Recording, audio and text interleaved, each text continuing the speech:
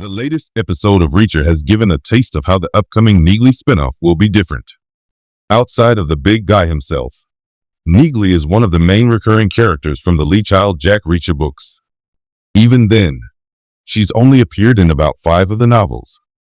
Amazon's Reacher has made Neagley a much bigger part of the franchise, with Maria Sten's PI having appeared in every season thus far.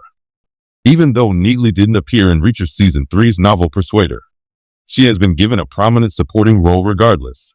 She's proven so popular that Sten will front an upcoming Neagley spinoff, with Richson's Reacher set to make a guest appearance.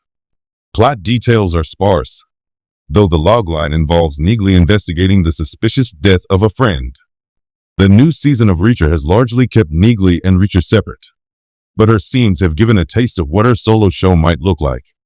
In general, she's more tech-savvy than her hulking counterpart, and her combat style is based around firearms. The Reacher from Child's novels is almost monk-like in his relationship to technology. He avoids technology as much as possible and refuses to get a cell phone. Richson's version is a tad more open-minded, but there is a sense he'd never look at a computer unless he absolutely had to. The opening of Reacher's L.A. story underlines how Neagley's spinoff will differ, with Sten's private investigator threatening the man who sent assassins after her in the previous episode. When she confronts him in broad daylight outside his home, he doesn't buy that Neagley will actually harm him. Neagley counters that she's created a computer program that makes it look like she's online shopping at that exact moment, so she could easily shoot him in the head and walk away with zero consequences. Reacher, of course, could never even dream of such a threat, but Neagley's understanding of modern tech and how to use it in her cases will really separate her show from Reacher. Neagley is also, for lack of a better term, a big nerd and has been seen online gaming in previous seasons as part of a case.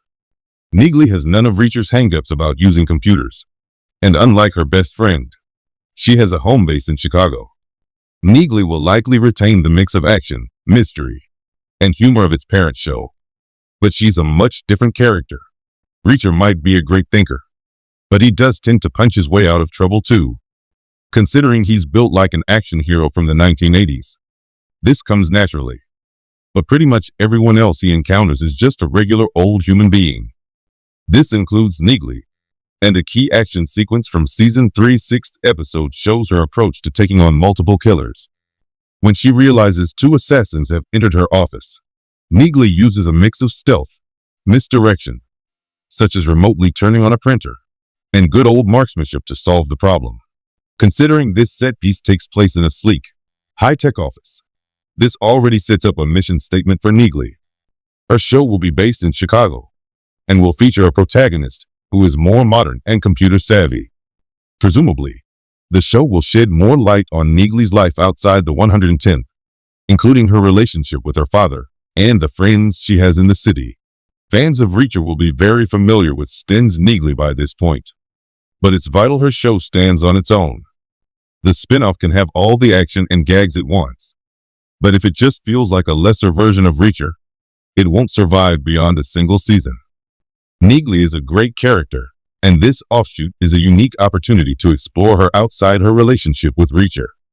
Both the books and the series have hinted at so many things about her, including her aromantic nature, that Neagley now has the chance to explore properly. Reacher's Season 3 subplot almost feels like an extended teaser for how the character will function in her own series. And assuming it has a good story and interesting new characters, the spinoff might just work. Of course, it will help that Richson appears locked in for a cameo as Reacher. How he'll figure into the plot is another question, but hopefully, it's a case of Reacher adding a little spice. Instead of viewers being so bored by the Neagley spinoff, they're just waiting for him to turn up.